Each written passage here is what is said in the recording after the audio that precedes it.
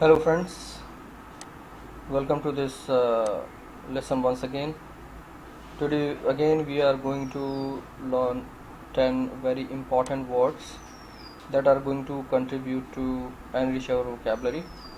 And under this lesson particularly we are going to learn 10 very important one word substitutions which can be used in our day-to-day life as well as if we are preparing for any kind of competitive examination. Even from that point of view these words are going to be very useful, चाहे दैनिक जीवन की बात हो या competitive exam की बात हो। जो आज हम 10 महत्वपूर्ण शब्द सीखने जा रहे हैं वो हमारे लिए बहुत ही यूज़फुल होने जाना है। चलिए प्रारंभ करते हैं। पहला वर्ड आप देख सकते हैं, that is bohemian. What is bohemian? पहले एक एग्जांपल देखते हैं फिर अपन इसके अर्थ पे बात करते हैं। दो he is a famous and very successful writer, he is known more for his bohemian life style. Sentence का अर्थ देखते हैं क्या है। हालांकि वह एक प्रसिद्ध लेखक है फिर भी वह अपनी विचित्र जीवन शैली के लिए ज़्यादा जाना जाता है। तो यहाँ पर बोहीमियन का जो अर्थ निकल रहा है वास्तव में वो विचित्र अर्थ को प्रकट कर रहा है। उसका अर्थ होता है विचित्र। अभी विचित्र से तात्पर्य क्या है, क्योंकि विचित्र के अर्थ अलग अलग लोग अलग अलग निकाल सकते हैं। तो चलिए देखते हैं विचित्र से तात्पर्य क्या है। तो देखिए बोहीमियन का अर्थ क्या होता है वो समझ लीजिए। अ socially unconventional person, especially one who is involved in the arts. That means एक ऐसा व्यक्ति जो खास तौर पर सामाजिक रूप से गैर पारंपरिक जीवन शैली वाला है और जो खास तौर पर किसी न किसी कला से जुड़ा हुआ है। तो कहने का मतलब ये है कि ऐसा व्यक्ति जो किसी न किसी प्रकार की कला से जुड़ा हुआ और जिसके जीने का जो तरीका है वो कन्वेंशनल ना हो, पारंपरिक ना हो, लीक से हट के हो। बहुत सारे लोगों को आपने देखा होगा या सुना होगा उनके बारे में कि वो रहते तो बहुत रिच हैं, सक्सेसफुल हैं, लेकिन कभी रोड पे घूम रहे हैं, कभी फटे पुराने हालत में पाए जाते हैं कहीं पे, कहीं देखा किसी ने तो उनको देख के यकीन नहीं होता आम व्यक्ति को कि ये लोग इतने सक्सेसफुल या इतने फेमस लोग हैं।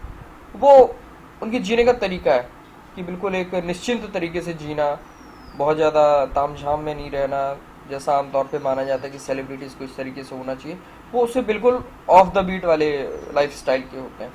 तो इस तरीके का जो जीवन जीते हैं वेगाबॉन्ड टाइप का, जहाँ मन पड़ा वहाँ चले गए, जहाँ मन पड़ा वहाँ सो गए, है ना। तो इस प्रकार के जो लोग होते हैं उनको अपन बोलते हैं कि they are living in a bohemian lifestyle. तो यहाँ पे भी अपन किसी एक फेमस ऑथर की बात कर रहे थे, प्रसिद्ध लेखक की बात कर रहे थे कि एक बहुत व्यक्ति जो प्रसिद्ध है और बहुत सफल है, उसके बावजूद वो विशेष रूप से किस चीज़ के लिए जाना जाता है? अपनी बोहेमियन लाइफ स्टाइल। मतलब वो निश्चित रूप से कुछ ऐसी हालत में रह रहा होगा कि उसको देख के लग नहीं सकता कि वो बहुत ही फेमस और सक्सेसफुल राइटर है। देखने से शायद वो बहुत ही सामान्य या बिलो सामान्य कैटेगरी का समझ में आ रहा होगा। तो ऐसी चीज़ों को डिस्क्राइब करने के लिए हम इस एडजेक्टिव का प्रयोग करते हैं, that is bohemian. Alright, let's move to another section. Another word is convalescent. Again it is a very important word, convalescent. What is the meaning of convalescent? In order to know that, first let us go through the example. He had been bedridden for about past 3 years, though fortunately presently he is in convalescent stage. अर्थ क्या है इसका? वह लगभग पिछले 3 साल से बिस्तर पर था, हालांकि सौभाग्य से वर्तमान में वह सुधार की स्थिति में है। तो जब कोई व्यक्ति बीमारी से सुधार की स्थिति में आता है तो वो जो स्टेज होती है ना उसको अपन क्या बोलते हैं? Convalescent. That is recovering from illness, बीमारी से उबरने की अवस्था, that is known as convalescent stage. ठीक है, कोई भी व्यक्ति जो बीमारी से अब स्वस्थ होने की स्थिति में आ रहा है तो उस स्टेज को हम कहते हैं कन्वालेसेंट स्टेज। ठीक है, चलिए आगे चलते हैं। Coquette, again a very important word. She is more famous for being a coquette than for her good looks. मतलब वह अपने सौंदर्य से अधिक विपरीत लिंग के लोगों को अपनी अदाओं से रिझाने के लिए प्रसिद्ध है। तो कोकेट का अर्थ क्या होता है? A woman who is used to flirt with man in order to attract them. That is एक ऐसी लड़की या औरत जो आदमियों को या पुरुषों को अपनी मादक अदाओं से रिझाने की आदत हो। तो ऐसी कुछ महिलाएं या लड़कियां हैं जिनको इस चीज़ में ज़्यादा आनंद की अनुभूति होती है कि लोग उनकी तरफ आकृष्ट हों, उनकी तरफ देखें, उनकी तारीफ करें, तो अपनी हरकतों से उनको क्या करते हैं, अपनी ओर आकर्षित करने की कोशिश करते हैं। तो दिस काइंड ऑफ वुमेन और girls are known as coquette, a very interesting and important word. Alright दोस्तों, आई होप आपको वीडियो पसंद आ रहा है, कुछ ना कुछ सीखने को मिल रहा है। अगर ऐसी बात है तो प्लीज़ चैनल को सब्सक्राइब करें ताकि ऐसे वीडियोस आपको और अधिक से अधिक आपके लिए बनाए जा सकें। चलिए नेक्स्ट वर्ड की तरफ चलते हैं, that is cosmopolitan. Again a very important word, cosmopolitan. Being a patriot doesn't mean that you can not be a cosmopolitan. क्या मतलब है इसका? एक देशभक्त होने का अर्थ ये नहीं है कि आप कॉस्मोपॉलिटन नहीं हो सकते। मतलब कॉस्मोपॉलिटन जो होता है वो क्या होता है? These kind of people treat the whole world as one family having regards for all। ऐसा व्यक्ति जो संपूर्ण विश्व को एक परिवार के रूप में मानता है और सभी के प्रति उसके उन्हें सम्मान होता है, उसको हम क्या बोलते हैं? कॉस्मोपॉलिटन। समूचे विश्व को परिवार के जैसा मानने वाला व्यक्ति। हमारे भारत का तो इतिहास रहा है, हमारी संस्कृति रही है वसुधैव कुटुंबकम की, तो आप उसी बात को कह सकते हैं कि people who really carry this thought through out their life and they approach all the people as if they belong to the same family, these kind of people are known as cosmopolitan. A very interesting word and very important word also, particularly from the competitive examination point of view. Let's go to another word which is cynosure। इसको कई बार सिनोजर भी बोलते हैं। तो cynosure is again a very important word. देखते हैं इसका अर्थ क्या होता है, पहले अपन इसके एग्जाम्पल को देख लें। His mesmerising singing style made him cynosure of that party. That is उसकी मंत्रमुग्ध कर देने वाली गायकी ने उसे उस पार्टी में आकर्षण का केंद्र बना दिया। तो मतलब ये है कि जो अगर कोई व्यक्ति या कोई वस्तु सिनोजर है ना, तो वो आकर्षण का केंद्र बन जाती है, वहाँ पे एडमायरेशन का केंद्र बन जाती है। अ पर्सन और thing that is centre of attention और एडमायरेशन, वही चीज़ जो मैंने बताई आपको, इसको आप कह सकते हैं ऐसा व्यक्ति अथवा वस्तु जो आकर्षण एवं प्रशंसा के केंद्र में हो। तो किसी व्यक्ति की यहाँ बात हो रही थी जो अपनी गायकी के लिए जाना जाता है, और उसकी गायकी भी सामान्य गायकी नहीं, मेस्मराइजिंग सिंगिंग स्टाइल। मेस्मराइज का मतलब होता है जो आपको मंत्रमुग्ध कर दे, पूरी तरीके से सम्मोहित कर दे। और उसकी उस सिंगिंग स्टाइल की वजह से क्या हुआ? That person became the centre of attraction, center of admiration of that party, and therefore we are referring to that person as cynosure of that party. All right, let's go to another word, and that is cynic. Cynic is actually a noun। आपने cynical word सुना होगा, वो इसी का adjective form होता है। देखते हैं cynic का अर्थ क्या होता है। His father has always been a cynic, as a result of which he barely maintained any relationship for long। मतलब उसके पिताजी हमेशा से ही एक सिनिक रहे हैं, जिसके परिणाम स्वरूप वो शायद ही किसी संबंध को बनाए रख सके। अब देखते हैं सिनिक व्यक्ति संबंध को क्यों नहीं बना के रख पाता है। तो सिनिक का अर्थ क्या होता है? A person who believes that everyone is selfish in this world and none helps anyone selflessly, hence suspicious and critical of almost everyone.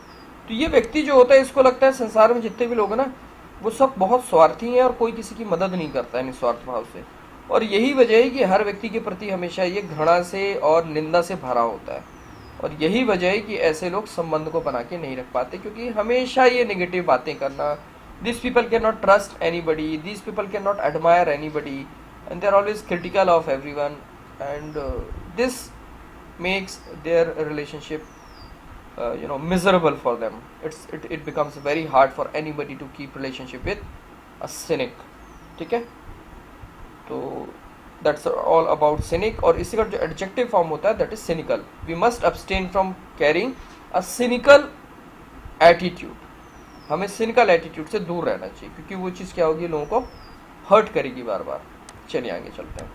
Next word is demagogue. Again a very important word which is used as a noun. What is a demagogue? Let's see the example first. People often become prone to conspiracy of demagogues and jump into riots, causing harm to themselves and to many other innocent beings। अर्थात लोग अक्सर डिमेगॉग्स के षड्यंत्र के शिकार होकर दंगों में कूद पड़ते हैं, जिससे उनका स्वयं का एवं अन्य बहुत से निर्दोष लोगों का नुकसान होता है। तो डिमेगॉग का मतलब क्या होता है? अ लीडर और पॉलिटिशियन हु स्वेज हिज और हर फॉलोअर्स बाय हिज और हर ऑरेटरी। तो ये ऐसे नेता होते हैं, ऐसे राजनीतिज्ञ होते हैं जो अपनी ऑरेटरी के माध्यम से, ऑरेटरी का मतलब क्या होता है? बोलने की जो कला होती है, जो स्पीच वगैरह देते हैं, उसको अपन बोलते हैं ऑरेटरी।